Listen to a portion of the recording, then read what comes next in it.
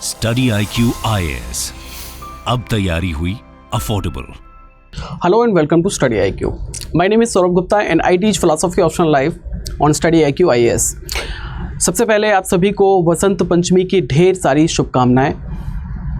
बसंत पंचमी का जो त्यौहार है, क्योंकि बसंत स्टार्ट हो चुका है, अब सर्दी नहीं है, गर्मी भी नहीं है, एक बढ़िया सा मौसम है, आराम से अब हमारा पढ़ाई में भी मन लगेगा। ठीक है, पूरे कंसंट्रेशन के साथ में आपको ये आलस नहीं आएगा। जैसे सर्दी में आलस आता था, अब वो आलस नहीं आएगा। अब हम आराम से अच्छे से अपनी तैयारी जो है वो कर पाएंगे पूरे कंसंट्रेशन के साथ में। ना सर्दी होगी ना गर्मी होगी, बढ़िया मौसम है, बढ़िया तैयारी हो सकती है।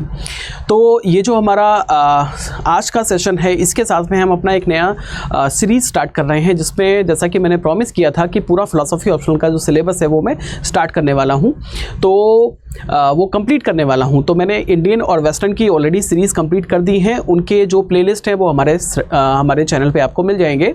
अब हम बात करने वाले हैं हमारे सेकंड पेपर की। तो फर्स्ट पेपर मैंने कंप्लीट कर दिया है। सेकंड पेपर की ये जो सीरीज़ है, ये आपकी पहली सीरीज़ है, जिसमें हम स्टार्ट करने वाले हैं आज से हमारा फिलॉसफी ऑफ रिलीजन, जो कि पेपर 2 का पार्ट बी है। पार्ट ए जो है वो सोशल एंड पॉलिटिकल फिलॉसफी है, जिसको हम बाद में कवर करेंगे, क्योंकि हमारा जो इंडियन फिलॉसफी है उससे काफ़ी हद तक हमारा फिलॉसफी ऑफ रिलीजन ओवरलैप करता है। तो अभी हमने इंडियन फिलॉसफी कंप्लीट किया है, अभी हम फिलॉसफी ऑफ रिलीजन को पढ़ेंगे, तो ज़्यादा अच्छे से हम दोनों को कनेक्ट कर पाएंगे।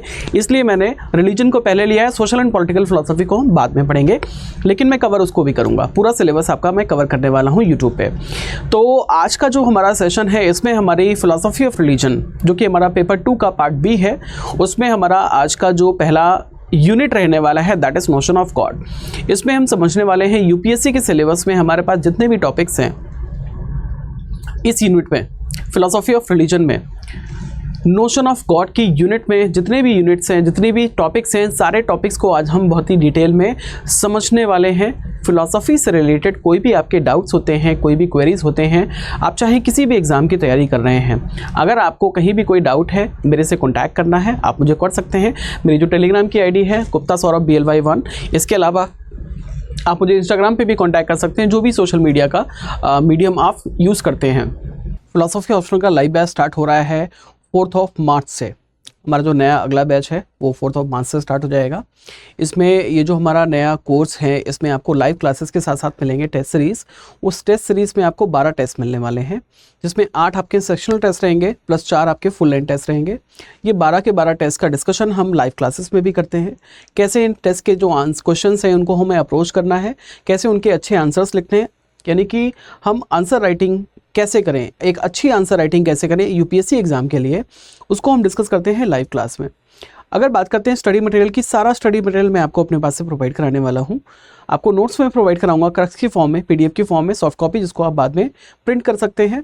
हैंड रिटन नोट्स भी मैं आपको प्रोवाइड कराऊंगा, ताकि लाइव क्लासेस के दौरान आपको लिखना ना पड़े, क्योंकि लाइव क्लासेस में जब आप लिखने के लिए बैठते हैं तो कई सारे इंपॉर्टेंट पॉइंट्स होते हैं जो छूट जाते हैं डिस्कशन के दौरान। तो आपका सारा टेंशन जो है वो लाइव क्लासेस में रहे, इसके लिए मैं हैंड रिटन नोट्स मैं आपको अपनी तरफ से प्रोवाइड कराऊंगा, ताकि आपको लिखना ना पड़े। बात करते हैं अगर स्टैंडर्ड बुक्स की, तो कोई भी स्टैंडर्ड बुक आपको मेरे स्टडी मटेरियल से बाहर फॉलो करने की ज़रूरत नहीं है। सारा स्टडी मटेरियल मैं आपको बहुत ही सफिशिएंट तरीके से, कॉम्प्रिहेंसिव स्टडी मटेरियल जो कि मैंने कंपाइल किया है, जो बेस्ट स्टैंडर्ड बुक्स है मार्केट में, उनको लेके, तो सारा स्टडी मटेरियल मैं आपको प्रोवाइड कराने वाला हूं। आपको एक भी बुक, स्टैंडर्ड बुक जो कि मार्केट में हो, आपको परचेज करने की ज़रूरत नहीं है।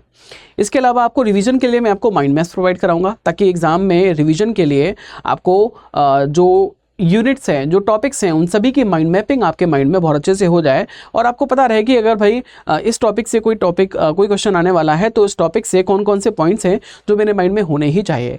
ये सारी चीज़ें सीखते हैं हम माइंड मैप्स में। तो माइंड मैप से आपका जो रिवीजन है वो और ज़्यादा ईजी होता है। इसके अलावा जो हमारे क्लास के जो PPTs होते हैं, एक दिन पहले मैं शेयर कर देता हूँ क्लास में, ताकि लाइव क्लासेस के दौरान आपको जो डिफ़िकल्टीज़ आने वाली हैं या फिर कोई नए टर्म्स हैं, तो वो सारी चीज़ें आप पहले से पढ़ लेते हैं। तो आप लाइव क्लास में बिल्कुल नए नहीं बैठे होते, बिल्कुल ब्लैंक माइंड के साथ नहीं होते, अपने कुछ डाउट्स को लेके आते हैं, ताकि हमारी जो मैक्सिमम लर्निंग है वो पॉसिबल हो सकती है। क्लासेस की जो टाइमिंग है वो डेली 1 to 4 होती है। मंडे टू सैटरडे आपकी क्लासेस होती हैं। मंडे टू फ्राइडे हम यूनिट्स को पढ़ते हैं, सैटरडे को हम रिवाइज करते हैं। रिवीजन में हम पुराने जो हमारे MCQs हैं, जो हमारे PYQs हैं, प्रीवियस ईयर के जो क्वेश्चन हैं उनको हम डिस्कस करते हैं। कुछ MCQs को मैं लेके आता हूँ, उनसे हम अपना रिवीजन करते हैं कि भाई हमने पूरे हफ्ते जो पढ़ा है क्या हमें अभी आता है, या अगर कोई डाउट है, अगर कोई डाउट्स हैं तो उसको हम डिस्कस करते हैं। तो कुल मिला के सैटरडे को हमारी रिवीजन और डाउट क्लास होती है, वही 3 घंटे की 1 से 4 डेली आपकी 1 से 4 दिन में क्लास होती है, मंडे टू सैटरडे। अगर आप वर्किंग हैं या फिर आप कोई फॉर्मल एजुकेशन में हैं तो कॉलेज जाते हैं, स्कूल कॉलेज जाते हैं या फिर कहीं आपका आप ऑफिस जाते हैं, तो ये जो क्लासेस हैं, लाइव क्लासेस, ये रिकॉर्डेड फॉर्म में आपको मिल जाएंगे। तो रिकॉर्डेड सेशंस भी आप देख सकते हो। कोई अगर डाउट होता है तो मेरा जो व्हाट्सएप का ग्रुप होता है उसमें मैं आपको ऐड कर देता हूँ। आप वहाँ से जो है आपके जो भी डाउट्स होते हैं वो हम डिस्कस कर लेते हैं, आपस में भी डिस्कस कर लेते हैं स्टूडेंट्स, और मैं भी वहाँ पे जो है डिस्कशन कर लेता हूँ। मतलब आपके कोई भी डाउट्स हैं तो उनको मेरे साथ भी डिस्कस कर सकते हैं। कोई डाउट है, मुझसे आपको बात करनी है, आप मुझसे बात भी कर सकते हैं। जो मेरी आईडी है जो मैं आपको प्रोवाइड कराऊंगा हमारे लाइव क्लासेस के थ्रू, तो उसमें हम अपना जो भी टेलीग्राम ग्रुप है, व्हाट्सएप ग्रुप है, उसमें हम ऐड हो जाएंगे, और जो भी हमारे डाउट्स होते हैं डेली के उनको हम वहाँ पे डिस्कस कर सकते हैं। तो कुल मिला के मैं आपसे हमेशा कनेक्ट रहने वाला हूँ ताकि आपके कोई भी डाउट्स होते हैं उनको मैं सॉल्व कर सकूँ। सो this is all about live classes. हमारा जो सिलेबस है काफ़ी छोटा है, तो ये छोटा सिलेबस जो हमारा 4 महीने में कंप्लीट हो जाता है। हमारे सारे सेशंस को मिला के, डाउट सेशंस को मिला के, जो हमारा टेस्ट सीरीज़ हैं उनके सेशंस को मिला के हमारा 4 महीने में जो है सिलेबस कंप्लीट हो जाता है। तो अगर ये मार्च से स्टार्ट होता है तो मार्च, अप्रैल, मई, जून में आपका ये जो सिलेबस है ये कंप्लीट हो जाएगा। सो this is all about live classes की फ़ीस काफ़ी अफोर्डेबल है, 15,999। अगर आप मेरा कोड यूज़ करते हैं SG Live, तो आपको मेरा कोड यूज़ करना है ताकि आपको डिस्काउंट मिल जाए, नहीं तो उसकी फ़ीस आपको काफ़ी ज़्यादा महंगी पड़ने वाली है। So this is all about live classes. अब हम वापस आ जाते हैं अपने टॉपिक पे, जो कि है हमारा नोशन ऑफ गॉड। यानी कि इस टॉपिक में कुल मिला के हम ये समझने वाले हैं, UPSC हमसे जो पूछता है टॉपिक्स, उनमें आपका रहता है कि भाई गॉड क्या है, what is God, what is the notion of God. दूसरा टॉपिक रहता है what is the relation of God with world and man. तीसरा टॉपिक ये रहता है कि गॉड का मैन से क्या रिलेशन है। ये 3 टॉपिक्स को आज हम डिस्कस करने वाले हैं। तो गॉड को अगर हम समझते हैं, अगर हम बात करते हैं गॉड की, अगर हम बात करते हैं ईश्वर की, तो ईश्वर को जब हम समझते हैं कि भाई ईश्वर है क्या, तो ईश्वर को हम उसके एट्रीब्यूट्स के थ्रू समझते हैं। जब हम बात करते हैं गॉड की, वेस्टर्न में अगर हम गॉड की बात करते हैं तो वेस्टर्न फिलॉसफी के अकॉर्डिंग हम गॉड को जब समझते हैं तो हमें गॉड के एट्रीब्यूट्स को समझना होता है, जिन एट्रीब्यूट्स की हम बात करने वाले हैं आगे। इससे पहले अगर हम बात करते हैं कि गॉड के लिए बहुत सारे बिलीफ्स होते हैं, अलग अलग फिलोसोफर्स जो हैं उनके अलग अलग बिलीफ्स होते हैं, और एक बड़े बड़े स्कूल्स ऑफ थॉट होते हैं। अलग अलग स्कूल्स ऑफ थॉट के अकॉर्डिंग जो नोशन ऑफ गॉड है वो अलग अलग है। कई सारे ऐसे बिलीफ्स होते हैं जिनको हम कहते हैं थीस्टिक बिलीफ्स। थीस्टिक इसलिए क्योंकि थीस का मतलब, थीज्म का मतलब होता है that is related to God, यानी कि ऐसा कोई बिलीफ जो कि गॉड के बारे में हमें कुछ बताता है, that is known as theistic beliefs. तो कई सारे आपके थीस्टिक बिलीफ्स होते हैं, जिसमें सबसे पहले अगर हम बात करते हैं तो दैट इज मोनोथीज्म। सबसे पहले अगर हम बात करते हैं मोनोथीज्म, मोनोथीज्म में 2 वर्ड हैं, पहला है मोनो, दूसरा है थीज्म। मोनो का मतलब होता है वन और सिंगल, थीज्म का मतलब होता है गॉड, यानी कि ऐसे कोई बिलीफ जो कि विश्वास करता है कि गॉड है लेकिन वो सिर्फ एक गॉड होता है, गॉड सिर्फ एक होता है, तो ऐसे बिलीफ को हम कहते हैं मोनोथीज्म। कुछ ऐसे बिलीफ्स होते हैं जो कि विश्वास करते हैं डीज्म में। डीज्म का मतलब होता है ऐसा कोई गॉड जो कि इम्पर्सनल फॉर्म में रहता है, जिसकी कोई पर्सनलिस्टिक फॉर्म नहीं है। पर्सनलिस्टिक फॉर्म का मतलब ये है कि वो कभी भी आपको पर्सन की फॉर्म में दिखाई नहीं देता, जिसके पास कोई फॉर्म नहीं है, जिसके पास कोई एट्रीब्यूट नहीं है, जो फॉर्मलेस भी है और एट्रीब्यूटलेस भी है। अगर हम इंडियन फिलोसफी में देखते हैं तो शंकराचार्य का, आदिगुरु शंकराचार्य का जो अद्वैत वेदांत है उसमें वो जिस ब्रह्म की बात करते हैं वो ब्रह्म ऐसा ही गॉड है जो कि निर्गुण और निराकार है, यानी कि वो एट्रीब्यूटलेस भी है और वो फॉर्मलेस भी है। तो this belief is known as deism. अगर हम बात करते हैं थीज्म की, तो थीज्म का मतलब होता है ऐसा कोई कॉन्सेप्शन ऑफ गॉड जिसमें जो गॉड होता है दैट इज पर्सनल। पर्सनल का मतलब होता है कि वो हमें पर्सन की फॉर्म में दिखाई देता है, जिसके पास कुछ एट्रीब्यूट्स भी होते हैं। He is omnipotent and he is benevolent. Omnipotent which means he has all the powers, वो सर्वशक्तिमान है। ही इज बेनवोलेंट यानी कि वो दयालु है, वो उदार है। और वो पर्सन की फॉर्म में होता है। जैसे कि अगर हम बात करते हैं हिंदुज़म में Lord Krishna, Lord Rama, Christianity में लॉर्ड जीसस, तो ये क्या है, ये पर्सनलिस्टिक फॉर्म में हमें गॉड दिखाई देते हैं। तो थीज्म का मतलब होता है one God that is personal.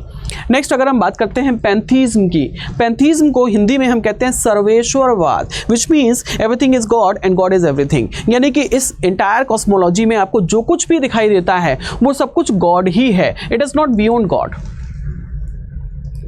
सब कुछ गॉड है और गॉड सब कुछ में है। यानी कि जो कुछ भी आप अपने आसपास देख ले हो, हर चीज़ में गॉड आपको दिखाई देता है, हर चीज़ में गॉड होता है और हर चीज़ गॉड में होती है। इसका मतलब ये है there is one God but it is not beyond creation. यानी कि क्रिएशन से बाहर गॉड नहीं होता, जो क्रिएशन है वही गॉड है। ये मार्कर गॉड है और गॉड मार्कर में है। यानी कि जो भी इंटायर कॉस्मोलॉजी है दैट इज़ गॉड, और जो भी चीज़ें आपको दिखाई देती हैं वो सारी चीज़ें गॉड के ही पार्ट्स होते हैं, यानी कि गॉड में ही है।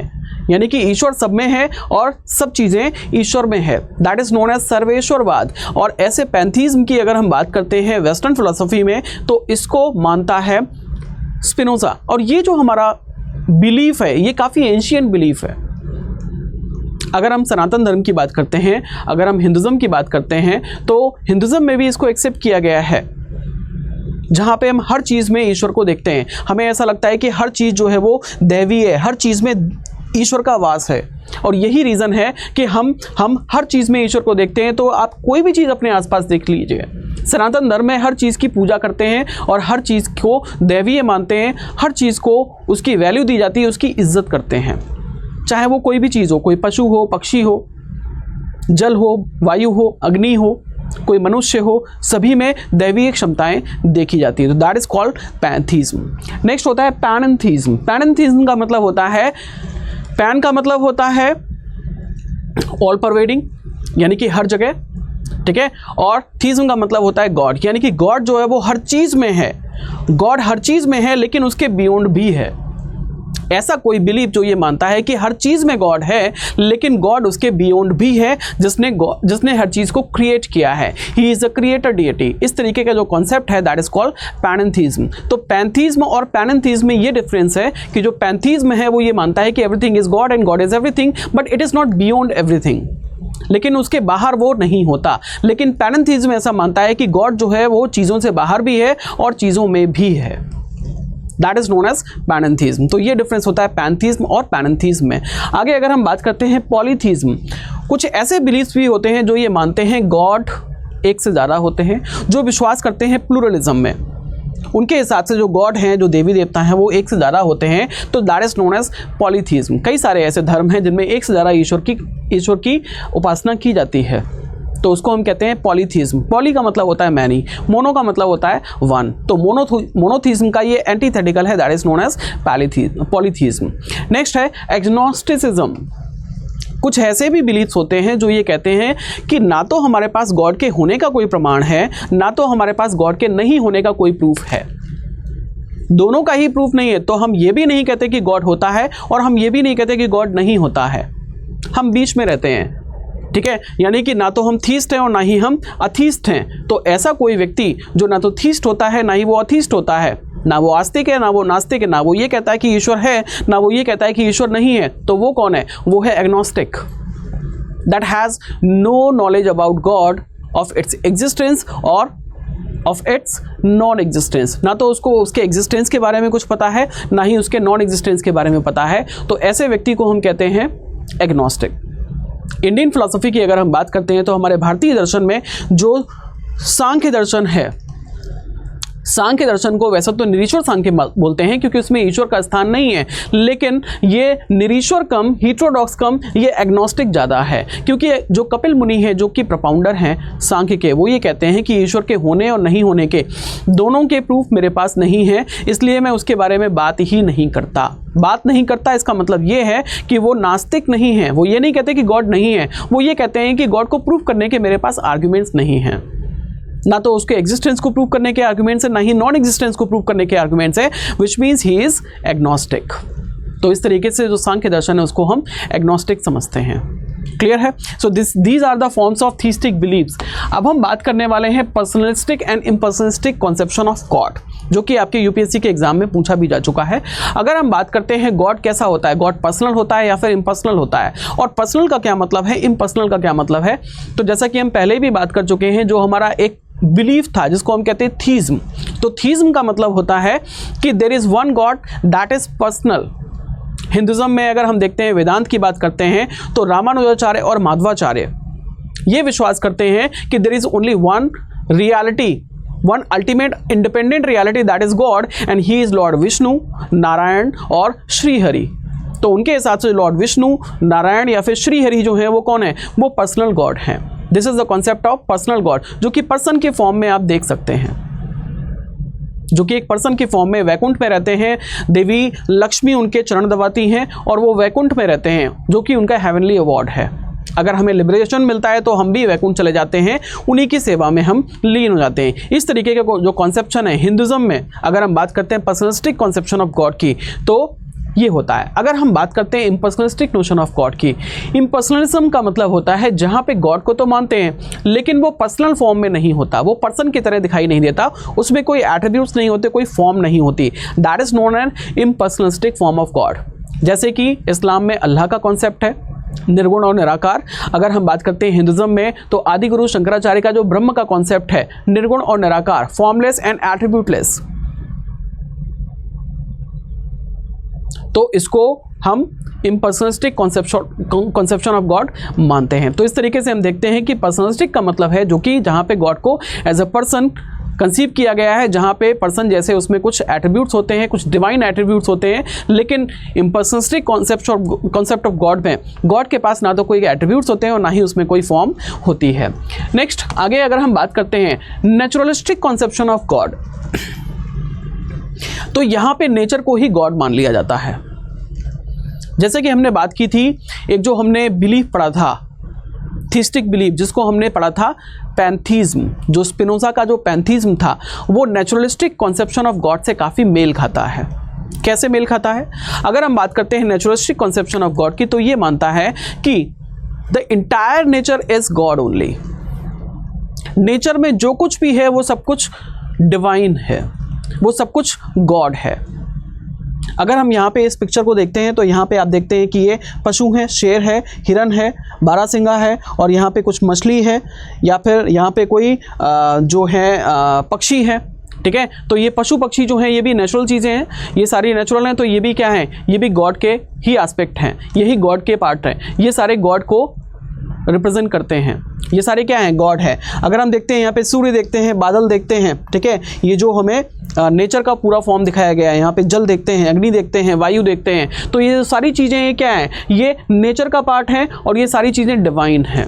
ये सारी चीज़ें डिवाइन हैं, इसका मतलब इन सभी में क्या रहता है, इन सभी में ईश्वर रहता है। जो ईश्वर है वो किस में है, वो सभी में है। मेरे अंदर भी ईश्वर है, आपके अंदर भी ईश्वर है, पशु में, पक्षी में, अग्नि, जल, वायु, आकाश, पृथ्वी, हर चीज़ में ईश्वर है। और सनातन धर्म भी इस बात को मानता है। और जो हमारे एंशिएंट रिलीजन्स हैं, जो एंशिएंट रिलीजन्स हैं और जो एंशिएंट एस्पेक्ट ऑफ गॉड है, एंशिएंट कॉन्सेप्शन ऑफ गॉड है, नोशन ऑफ गॉड है, वो यही है कि that nature is God, everything is God and God is everything. तो ये जो नेचुरलिस्टिक कॉन्सेप्शन ऑफ गॉड है, ये किससे मेल खाता है, जो स्पिनोजा का पैंथीज्म है, जो कि कहता है कि ईश्वर जो है वो सर्वत्र व्याप्त है और सर्वत्र ईश्वर में व्याप्त है, which means everything is God and God is everything. That is सर्वेश्वरवाद और पैंथीज्म।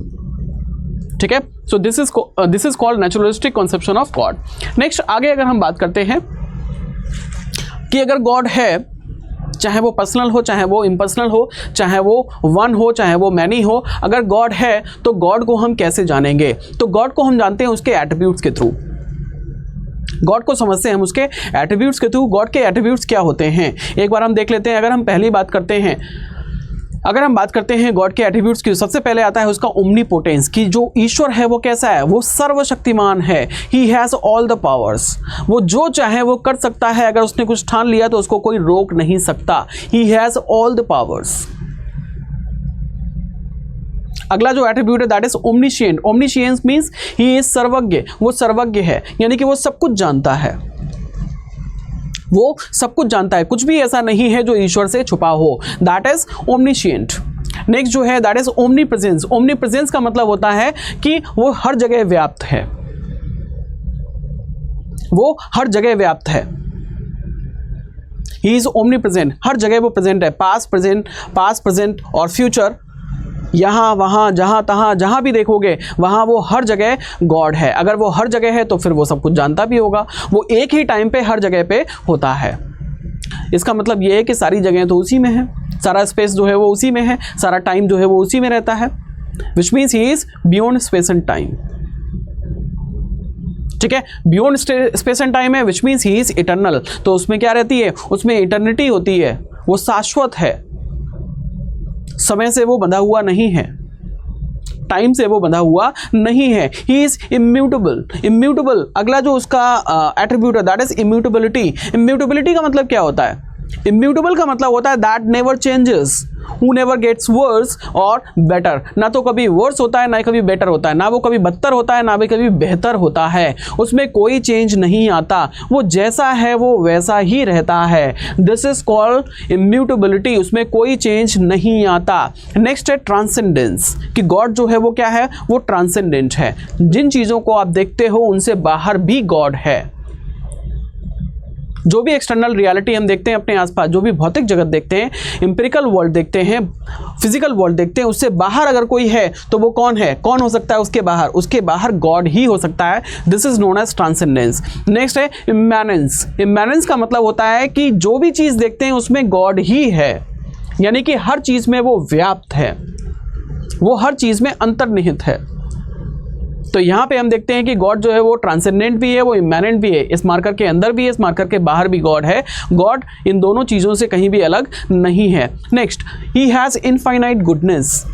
उसके पास सारी गुडनेस रहती है, जितनी भी गुडनेस का जो सोर्स है इस वर्ल्ड में, इस एक्सटर्नल रियलिटी में, इंटायर कॉस्मोलॉजी में जो गुडनेस जाती है वो कहाँ से आती है? उसका जो अल्टीमेट सोर्स है वो गॉड ही है। He has goodness. वो जस्टिस जिसको हम कहते हैं जस्टिस, वो जस्टिस भी गॉड ही है, जिसको हम कहते हैं न्याय। अगर किसी के साथ में न्याय है तो न्याय को क्या कहा जाता है? न्याय की जो अवधारणा है वो क्या है, वो कहाँ से आती है? न्याय का सेंस कहाँ से आता है? जस्टिस का सेंस कहाँ से आता है? मोरालिटी का सेंस कहाँ से आता है? राइट और रॉन्ग का सेंस कहाँ से आता है? वो गॉड से ही आता है। ये गॉड का ही एक एट्रीब्यूट है। अगला है मर्सी। मर्सी का मतलब है वो दयावान है, वो दयालु है, वो उदार है, विच मीन्स ही इज बेनवोलेंट। वो बेनवोलेंट है, हमारे दुख से उसको भी दुख होता है, हमारे दर्द से उसको भी दर्द होता है। हमें जब हमारे साथ जब कुछ गलत होता है तो उसको हमारे ऊपर दया आती है। नेक्स्ट जो एट्रीब्यूट है उसका वो है यूनिटी, यानी कि अगर यहाँ पे आप डाइवर्सिटी देखते हो इतनी सारी चीज़ों की, कि यहाँ पे तो बहुत सारी चीज़ें हैं, इन सारी चीज़ों में अगर कुछ यूनिटी है तो वो गॉड की है। यहाँ पे भले ही आपको डाइवर्सिटी दिखाई दे रही हो, लेकिन ये सारी डाइवर्सिटी अगर कहीं पे एंड होती है तो वो होगी कोई एक unity, and that unity is God. यानी कि सारी चीज़ों का जो आविर्भाव है वो कहाँ से हुआ है? वो ईश्वर से ही हुआ है। और जब डिस्ट्रक्शन होगा तो सारी चीज़ों का जो तिरोभाव है वो भी ईश्वर में ही होगा, यानी कि सारी चीज़ें ईश्वर से ही पैदा होती हैं और ईश्वर में ही वो खत्म हो जाती हैं। ही इज़ अ क्रिएटर बीइंग। अगला जो उसका एट्रीब्यूट है दैट इज क्रिएटर।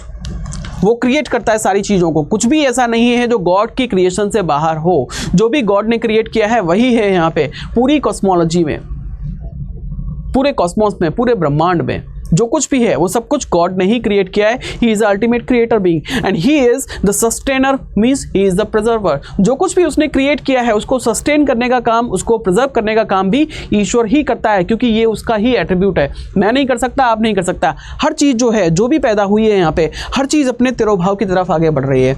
यानी कि हर चीज़ जो कुछ भी यहाँ पे प्रोड्यूस हुई है, जिस चीज़ का भी आविर्भाव हुआ है, वो हर चीज़ जो है वो अपने डिस्ट्रक्शन की तरफ आगे बढ़ रही है।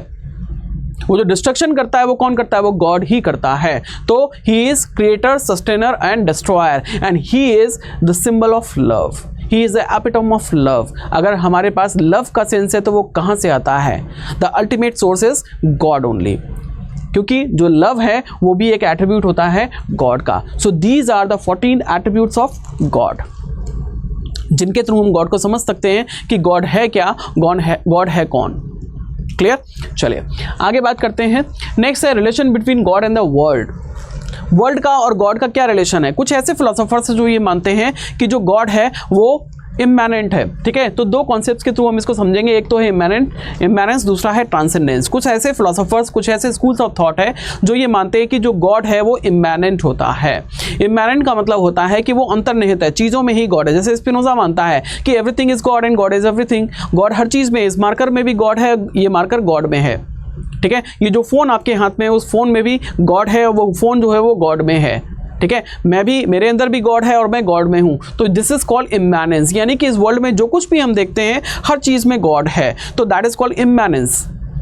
इस वर्ल्ड में जो कुछ भी है वो सब कुछ किस में है, वो गॉड में है। इसका मतलब this world is God and God is this world, तो दिस इज कॉल्ड इम्मैनेंस। अगर हम बात करते हैं ट्रांसेंडेंस की, ट्रांसेंडेंस की, तो जो डीज़्म है वो ये मानता है कि there is one God that is formless, attributeless and that is transcendent being. Transcendent का मतलब होता है that is beyond this creation, that is beyond this creation और beyond this empirical reality, beyond this empirical world. जो भी physical world आपको दिखाई देता है अपने आसपास, उसके बाहर गॉड है जो कि इसको बनाता है, इसको क्रिएट करता है, इसको सस्टेन करता है, इसको डिस्ट्रॉय करता है। वो यहाँ के अफेयर्स में पार्टिसिपेट नहीं करता, तो दैट इज कॉल्ड ट्रांसेंडेंस। तो कुछ ऐसे फिलोसोफर्स हैं जो इम्मैनेंस को मानते हैं, कुछ ऐसे फिलोसोफर्स हैं जो कि ट्रांसेंडेंस को मानते हैं।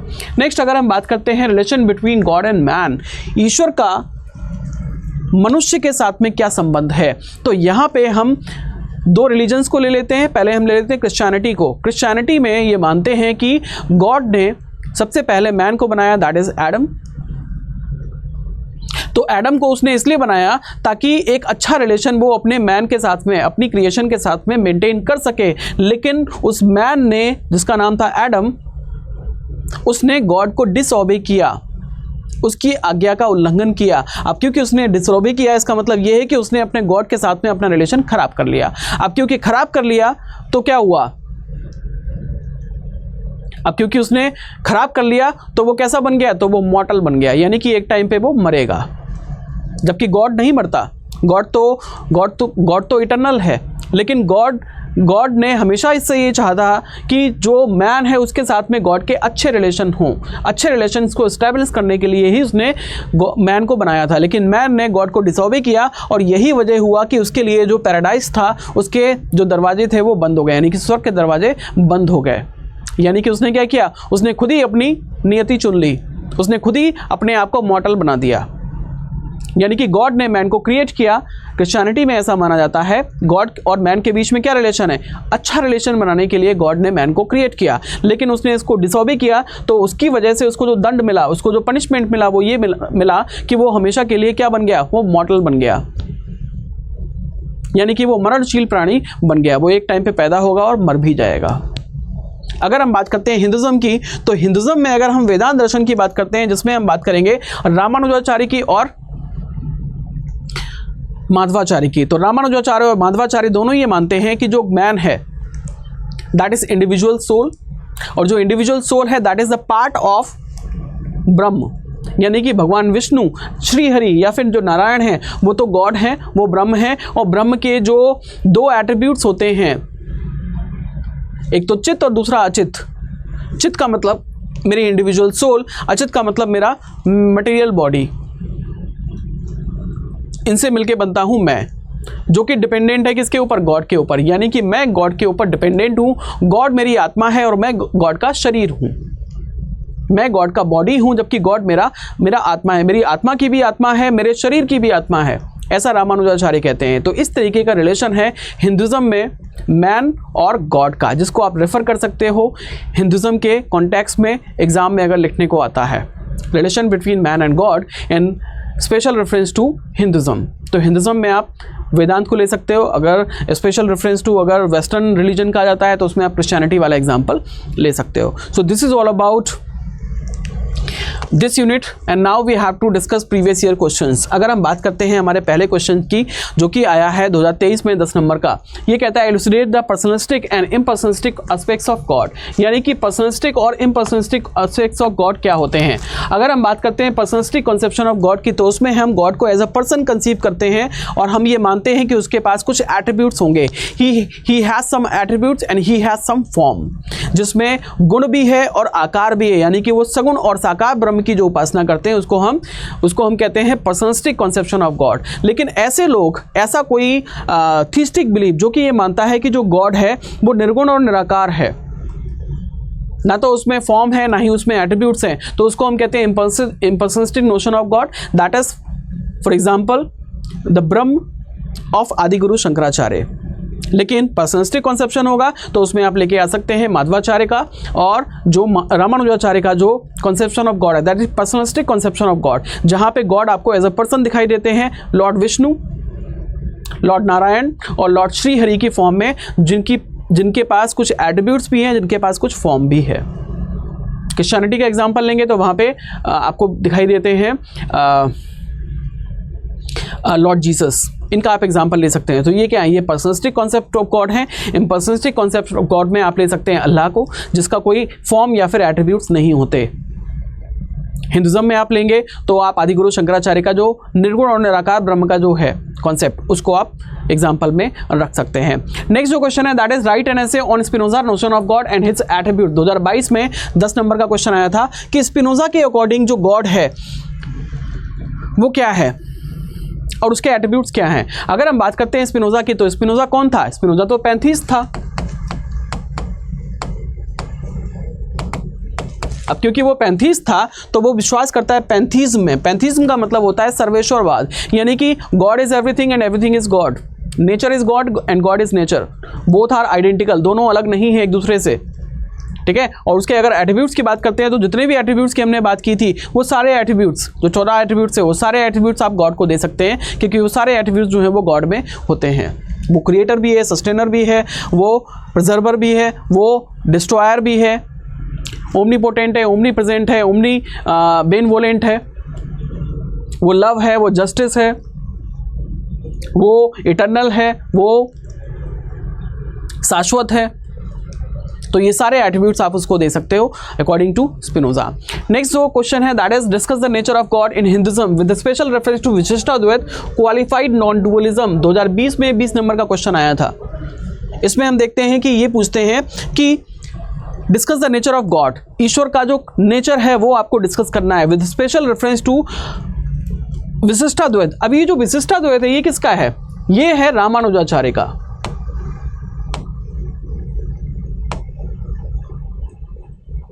ये है रामानुजाचार्य का, जो कि विशिष्टाद्वैत जिसको कहते हैं विशिष्टाद्वैत, यानी कि qualified non dualism. Qualified non dualism का मतलब होता है कि क्वालिफाइड मोनिज्म, यानी कि यहाँ पे जो ब्रह्म है वो तो एक ही है लेकिन वो क्वालिफाइड है, उसकी दो क्वालिटीज़ हैं। क्वालिफाइड इसलिए क्योंकि उसकी दो क्वालिटीज़ हैं, एक है चित्त, दूसरी है अचित। चित्त का मतलब होता है इंडिविजुअल सोल और अचित का मतलब होता है मैटर।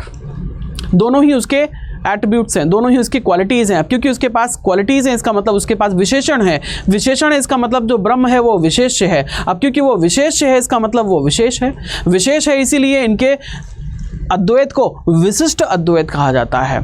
तभी वो क्या करता है? विशिष्टाद्वैत, यानी कि क्वालिफाइड मोनिज्म या फिर क्वालिफाइड नॉन डुअलिज्म। यानी कि इनके हिसाब से भी जो ऑन्टोलॉजिकल या अल्टीमेटरी रियलिटी है वो तो एक ही है, and that is Brahm, but it is not निर्गुण और निराकार, इट इज़ नॉट फॉर्मलेस और attributeless, it has two aspects, two attributes, one is chitta and another is achit. यानी कि एक इंडिविजुअल सोल है और दूसरा मैटर है, जो कि उसकी क्वालिटीज़ हैं जिसकी वजह से वो क्वालिफाइड कहलाता है।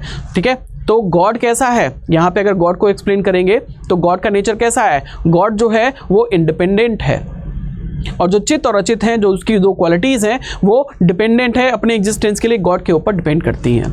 इस तरीके से आपको जो विशिष्टाद्वैत का जो कॉन्सेप्ट है गॉड का, जिसको वो श्री हरि कहते हैं, नारायण कहते हैं, श्री विष्णु कहते हैं, जो रहते हैं अपने हेवनली अबॉर्ड में, इस तरीके से आपको इनको एक्सप्लेन करना है। So this is all about this unit. कोई भी अगर आपके डाउट हैं, कोई भी आपके क्वेरीज हैं, तो आप मुझे कांटेक्ट कर सकते हैं टेलीग्राम पे या फिर इंस्टाग्राम पे। आज के इस सेशन में सबसे इम्पॉर्टेंट सबसे इंटरेस्टिंग पॉइंट आपको कौन सा लगा कमेंट सेक्शन में एक बार लिख के ज़रूर बताइएगा। आप कौन से शहर से ये वीडियो देख रहे हैं वो भी एक बार बताइएगा, ठीक है। चलिए, तो आज के सेशन में इतना ही। मिलते हैं कल हमारे एक नए टॉपिक के साथ में, that is proofs for the existence of God, ईश्वर के अस्तित्व के प्रमाण, जो कि काफ़ी इंटरेस्टिंग सेशन जो है वो होने वाला है। तो आज के सेशन में इतना ही। Thank you so much for joining my class. Have a good day, good luck, stay tuned to study IQ and once again happy Vasant Panchami. Study IQ IAS, अब तैयारी हुई अफोर्डेबल।